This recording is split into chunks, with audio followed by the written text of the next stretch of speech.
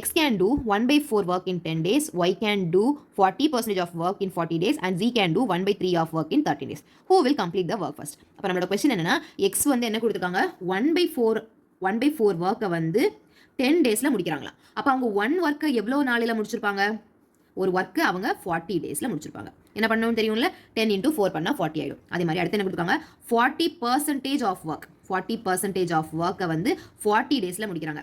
40% நம்ம எப்படி எழுதுவோம், 40/100 தானே. இப்போ 40/100 ஒர்க்கை வந்து 40 டேஸில் முடிச்சாங்கன்னா ஒரு ஒர்க்கை எவ்வளோ டேஸில் முடிப்பாங்க, 40 × 100/40.